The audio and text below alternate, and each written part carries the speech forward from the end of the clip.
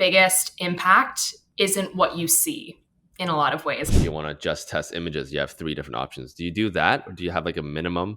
Or it's like, okay, I know this text works, so I'm not even going to test this variable. But in terms of like actual strategy, it really changes every time.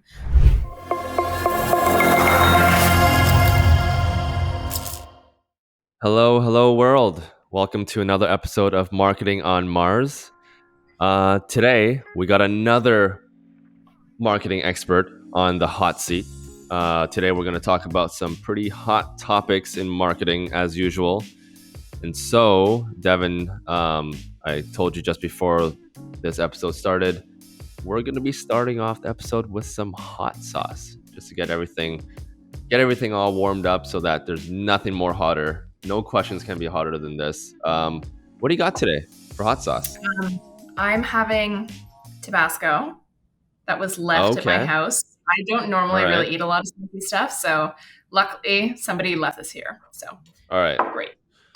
So I have Tortuga Gordo. I actually went to a beer festival a couple of weeks ago, and I was very lucky to meet the founder of this company. And the hot sauce is very hot. It contains Carolina Reaper peppers, which is the second spiciest pepper in the world. Hopefully I don't die. Last time I died, but gonna... I feel like I'm supposed to be the one in the hot seat, and you're going to have a much harder time than I am. It's okay. Now, because it basically gets me in this mood where no questions is off limits. So I want to be asking you questions that are way harder now. Okay. All right. Cheers. Cheers.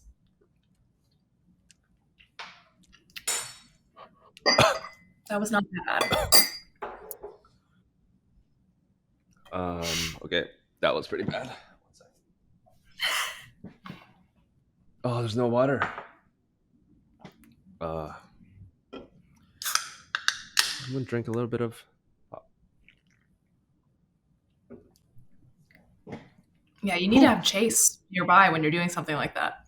Holy smokes! Okay, wow, yeah, I definitely put myself on the hot seat now.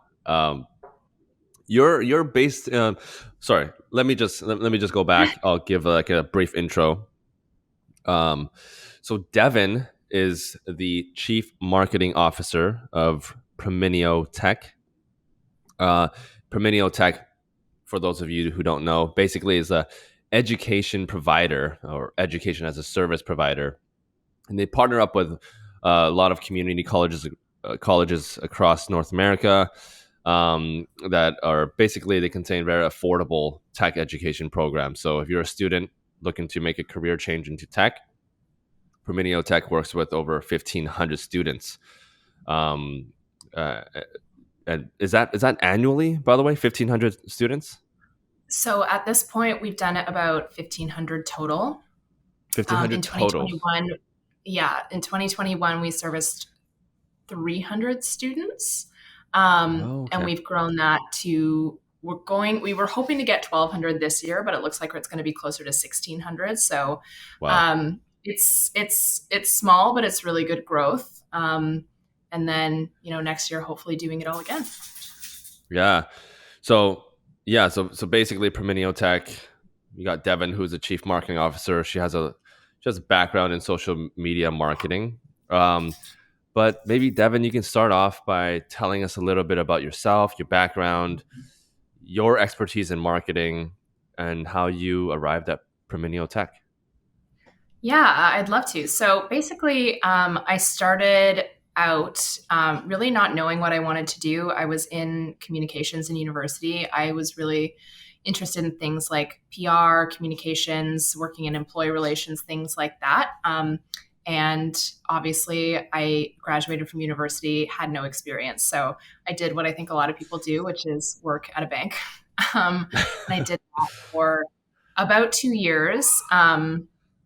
And then I worked at another bank, but it was even worse because it was a custodial bank. So it was even more boring. But after that, I was so miserable at that job. One of my friends who worked at Yellow Pages at the time reached out to me and said, "You hate your job. You're so miserable. Come and work at Yellow Pages with me." because it's such a great launch pad for young marketers, and it totally is. So I worked there on their Facebook ads team. Okay. It was a really, really good foundation. I learned a lot about, business manager. I learned a lot about kind of communicating with clients, and kind of working with other areas of marketing, even though I was, in charge of Facebook ads.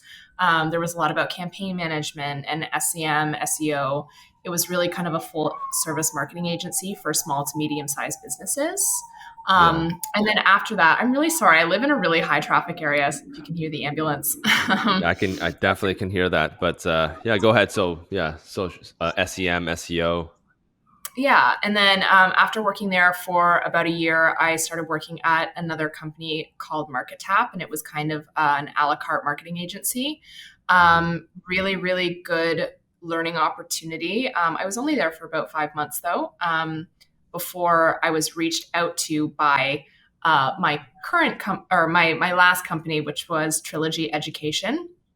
Um, and that is really where all of these pieces sort of came together. It was another kind of Wow. education as a service provider. And they had recently been acquired by 2U, which is one of the biggest online tech education companies in the world. And it was Oh really yeah. just, I had the opportunity to work with a lot of really brilliant people, Hmm. mostly based out of New York and Florida.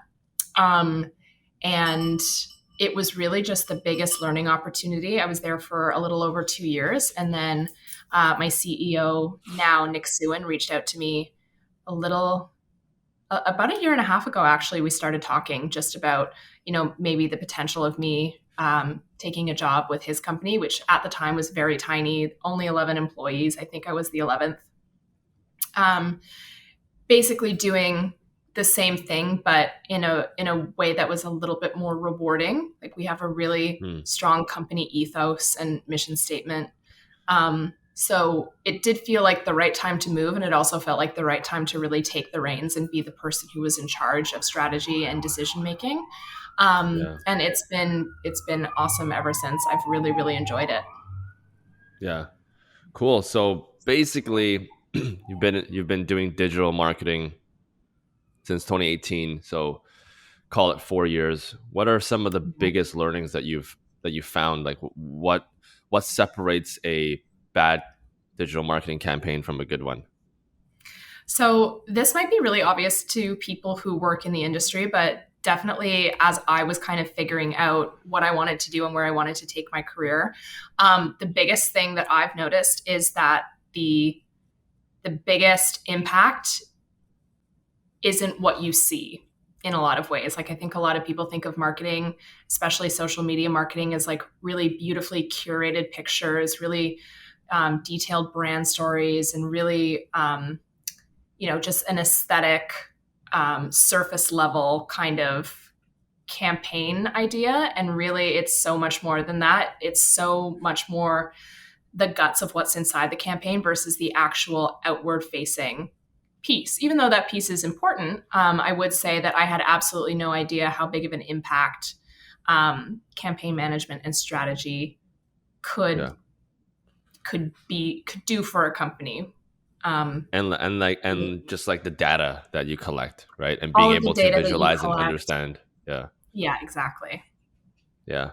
Okay. So you learned a lot at Yellow Pages. You worked at a few marketing agencies, and then you worked at Trilogy Education. By the way, Yeah. Trilogy Education, over 1,000 employees, $50 million Series B round, huge company. And now you took all those learnings into Promineo Tech, and the company has been growing insane. There are some stats you shared with me last time. Tell us, just give us for some context, how fast is Promineo Tech growing over the last couple of years? Any So figures or facts that you can share? yeah, yeah. I would say over the last, so I've been there for just over a year. We had a really clear idea when I first came on of what kind of steps had to be taken to get us to the next level. And I'm happy to share with you. I have some stuff like available that I can kind of draw from.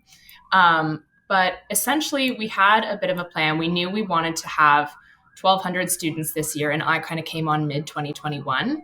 And In 2021, we were able to get 300 students. This year, we have a goal of 1,200 with a stretch goal of 1,600. Um, and it is looking like we're going to hit that 1,600 goal. Last year, we experienced 3x our revenue, and then this year we're on track to hit 4x.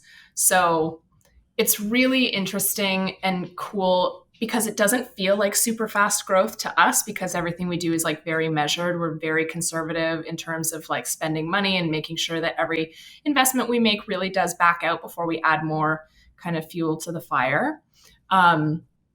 But when you do look at it, you kind of zoom out and you see just how much you've done in a year, and even a year and a half, 2 years, and it is, it's growing. It's fast, but it's measured, I would say. I see. So very very fast growth. Have you guys raised any money as well over the last Yeah, few years? we did one seed round of funding, and that was $900,000 USD. Hmm. I believe that hit our accounts last August 2021, so just about a year ago. And then we actually had interest of about $3 million. So we did leave a lot on the table and really just took what we needed. Again, Yeah. kind of prioritizing that really slow, sustainable growth, Yeah. by not biting off more than we could chew at once.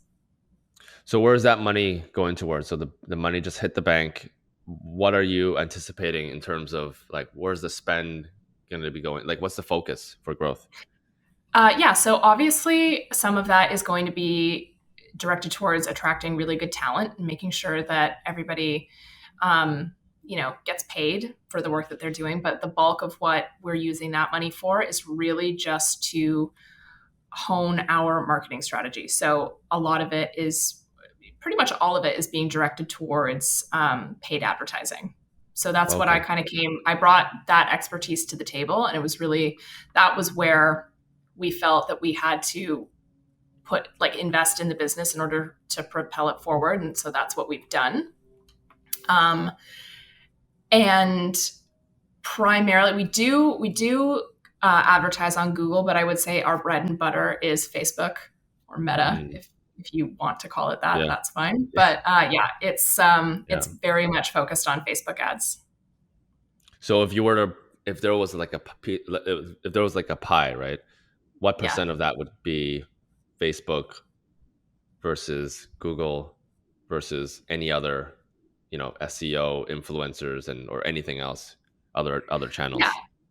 So the influencer thing is a bit of an interesting piece because it's not something that we've done, and it's not really something that we um, think would be compatible with our business. So we don't really do anything with influencers at all.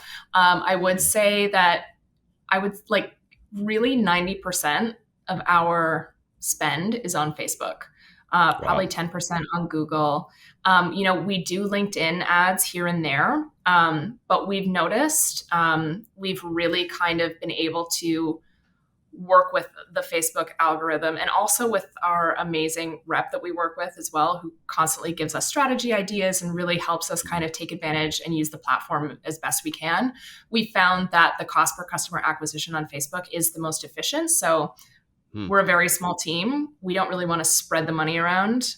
We'd rather keep it where we know it's going to work, especially as we're kind of like trying to meet these goals and make sure that we can we can have the confidence of everyone to kind of keep growing at the rate we are. Yeah. So obviously, when you came in about a year ago. Was the Facebook campaigns all set up and optimized properly when you first joined, or did it take a little bit of time and you had to bring in some of your expertise as well? Yeah, so they did. They had run Facebook ads. I have a wonderful young woman who works with me named Maddie. She's amazing, and she was the one who kind of had control over the business manager account when I first came on, and she was Hmm. doing an incredible job. But again, she didn't have a ton of experience. So when I came on, I kind of taught her how best to use the platform, how to make sure that the campaign structure was what it should be, how to take advantage of prior data that we have access to and really use it on the platform to our advantage, how to design creative that's going to resonate with the audiences. all things like that. And so now we have a really, really well-oiled machine where we can kind of, put a bunch of campaigns out there, really let them do their magic, look at the data, parse through it, and then kind of iterate on it month over month. Yeah. So you mentioned earlier, obviously Facebook is the biggest channel for you guys, and you said that the cost per acquisition is quite good. Give us a sense of what that looks like. Like, is it? Do you have any figures that you can share for cost per acquisition, or maybe even like the CAC to LTV ratio? All these KPIs. Like, what are we looking at in this industry? In this industry, it really varies because the cost per program varies. For example, at Trilogy 2U, the cost per customer acquisition was usually around $2,400. But our pricing Wow, that's high. so it's high, right? So, Yeah. but there's a reason for that because obviously a 2U or a Trilogy, their programs are prohibitively expensive in a lot of cases. So one of the core Like parts of our company. how much would that cost? Like, what's the So LTV their programs would be anywhere from, I think, probably 11,000 to 13,000, depending on the program. And Is that a 2-year ours program? No, it's like an 18-week coding bootcamp. Oh my goodness. 24 Okay. weeks. And Yeah. do customers usually do multiple terms, like multiple 8 weeks, or just usually just 8 weeks, and then once they're done, they're done? So if you want to be at that company, if you wanted to be a full stack web developer, it would be 24 weeks of training. And then I think for the other programs, if I'm remembering correctly, some of them are 18 weeks, some of them are 16 weeks. But at ours, I see.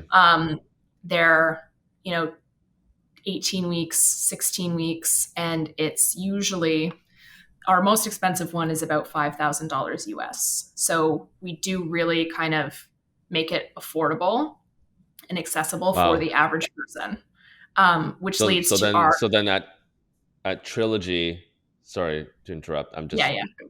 the numbers are crazy. Okay, so a Trilogy is $2,000 for a 2,000 for a CAC, and then 12,000 for LTV, or 13,000. So that's like a 6x CAC to LTV ratio. Yeah. For you guys, if $5,000 is the LTV, the CAC needs to be quite low, right? In Yeah. order to be So profitable. because we've only been kind of collecting data for about a year, we're not 100% sure where it's going to land. Yeah. But it is consistently under $1,000, which works for Okay. us. Yeah. Okay, so that's at least 5x, CAC to LTV, or LTV to CAC ratio. So that's good. That's quite good. Before we end off, anything else for keys to Facebook marketing there that you found at Promineo Tech? Yeah, I think one of the things that people really, and this is something that I think happens in every industry to every person, but your job's never done. Platforms change all the time. There are always new features to take advantage of. There are always workarounds. There are always, ways to be optimizing and iterating. So one of my biggest pieces of advice was, plan ahead. And really, even if you do see amazing success with something, you need to have your next 3 or 4 strategy tests kind of waiting in the wings so that you can roll them out whenever you want. Obviously, demand changes with seasonality. So really think ahead, start writing copy about, back to school in May. Start thinking about New Year's copy in September. Just always really try and think ahead so that you're never scrambling and never kind of like panicking, because I think a lot of people, when they're out creating campaigns, it's reactionary. And I think it makes for a much better work environment if you have stuff in the bank that you can kind of pull out, that you have a relative idea that will work. Okay, so 2 questions come out of that. So when it comes to testing, do you usually test one ad at a time, or do you test several campaigns at a time? That's part one. And then the second part is, how far ahead do you usually create your prepare? Do you usually use the same campaign that worked last year for this year, or are you always constantly changing year over year? Two questions. Okay, yeah. So in terms of how far ahead, for seasonality, I would do it the season before. Like if you know, that stuff's never going to change. Like it's always going to be, it's Christmas in 6 months, New Year's. So you know that's coming. So always have, and then you can keep using that. If copy, learn to code in 2022 did really, really well, then you can roll that out again in 2023. That's always going to be the same. But in terms of like actual strategy, it really changes every time. So Mm, ideally, you're really only changing one element of the campaign at a time to really understand what worked and what didn't, and if the piece that you're changing is going to make an impact. But because it's such a sophisticated platform, you can there's a lot of resources available to you that you can kind of test really efficiently. So running a split test. If I want to test creative, it could be, a color block background versus a white background. And I'm going to throw that out and run a test with it. It could be I have 5 different audiences made from people at different stages of the funnel. And I'm going to put that out there and see which one results in low CPLs. And then I'm going to check back in 6 months to see which ones resulted in low CPEs, cost per enrollments. mm, So you can test a lot of different areas of the campaign rather than just, one piece of creative or one audience. There's a lot you can do and a lot you can learn. yeah. And so, like, do you always make sure to have three different options for each different variable? Like, for example, if you're just testing copy, you want to have three different sets. If you want to just test images, you have three different options. Do you do that, or do you have like a minimum? Or it's like, okay, I know this text works, so I'm not even going to test this variable. I'm only going to test Yeah. the other ones. Like, how do you think, like, what goes on in your head when you're thinking about what to test? Okay, well, first of all, I would never test 3 of anything because I like even numbers. Um, and like that would just not be okay. That would not be okay with me. But yeah, I would say in terms of copy, I like to have around 4. I Four? think Okay. that's a good. And then in creative, I like to have 4 as well. You want to have 2 kind of value props that are going to speak to your audience. And you compare that with different background images, different, you can rely on the school colors or you can't, or, like it really just kind of mix and matches. Um, and then you will see trends emerge eventually, even on a broader scale. Like there's a reason why a picture of the city in which we're marketing with text overlaid on top does a lot better than a dark colored background saying learn to code in 18 weeks or whatever it is. Like you do start to get a sense of what people do like to see in their feed and how it helps nurture them towards becoming a lead. Yeah. Okay, so testing, obviously very important. We talked a lot about testing. Talk to us Mm-hmm. about some iOS 14, the new update that rolled out. Yeah. Attribution kind of sucks nowadays. Yeah. What are you? How are you? Like, what kind of things are you doing to mitigate this, or is there no way to mitigate it? Talk to us about this.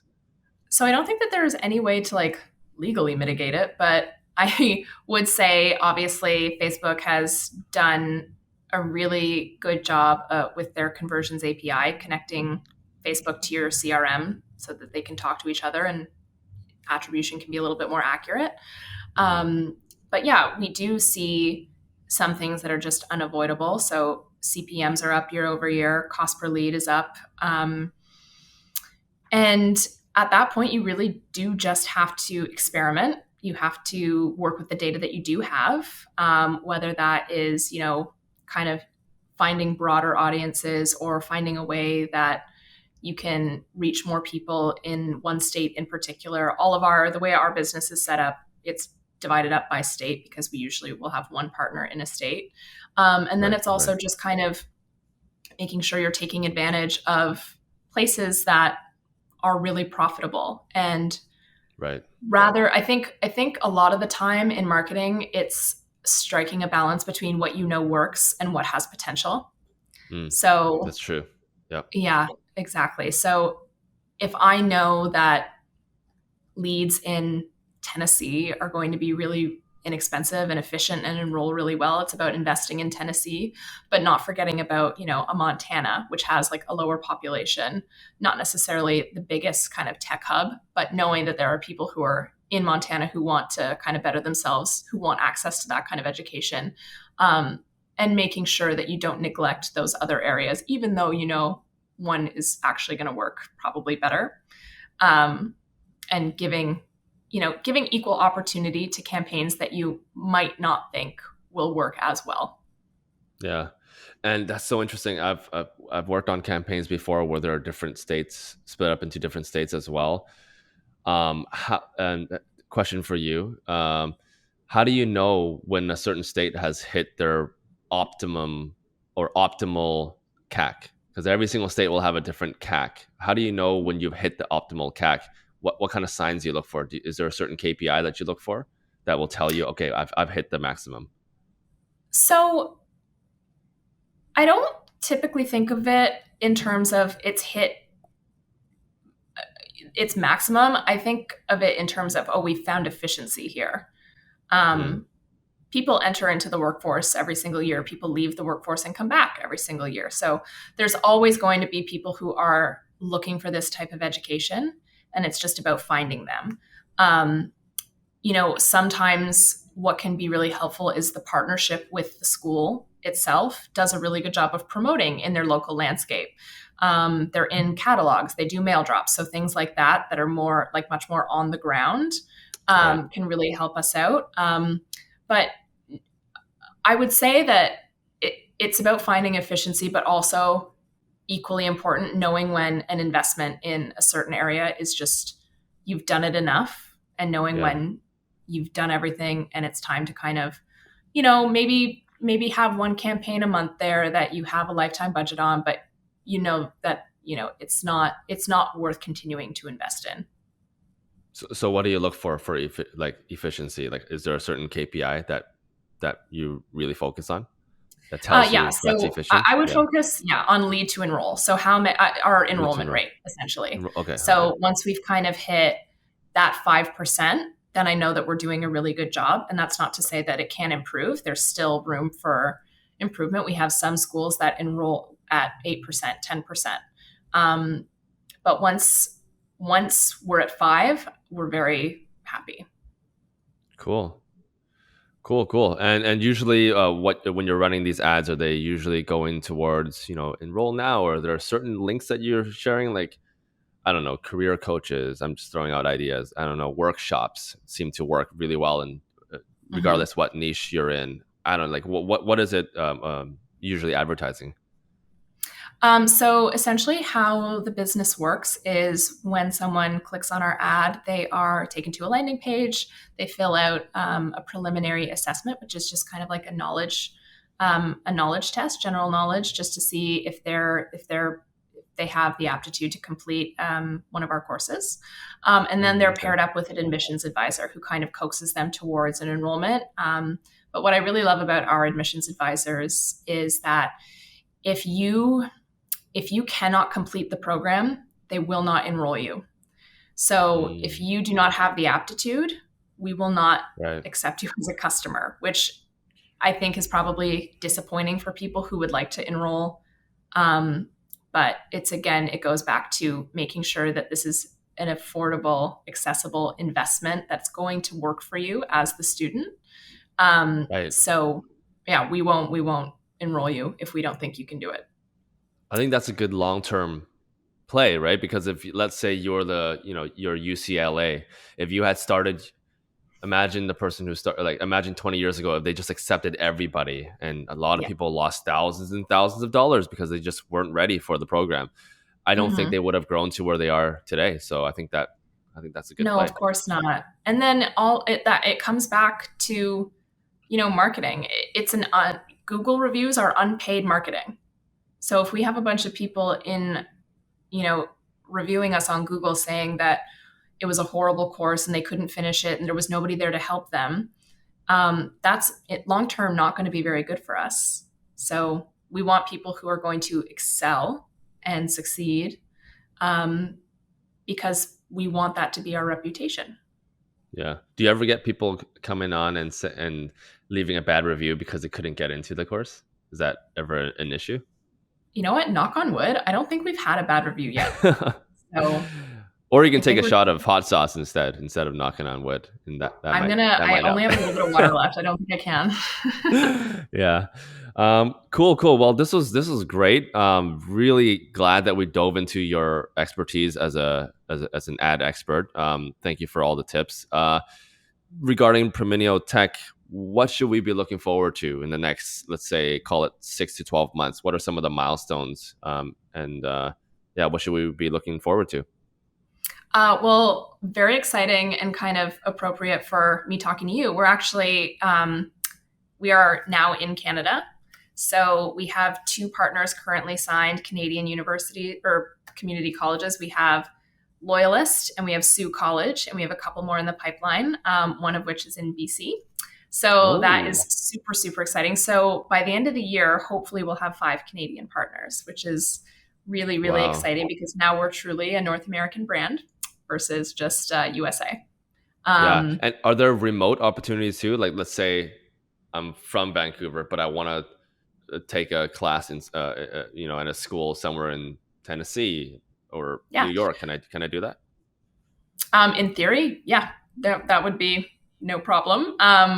The only thing is, yeah, if you have a certain affinity for a brand name that we kind of represent and work on behalf of, you could. Yeah. But Yeah. we really do encourage students to pair up with a partner, an educational partner that's going to mean something for their local workforce.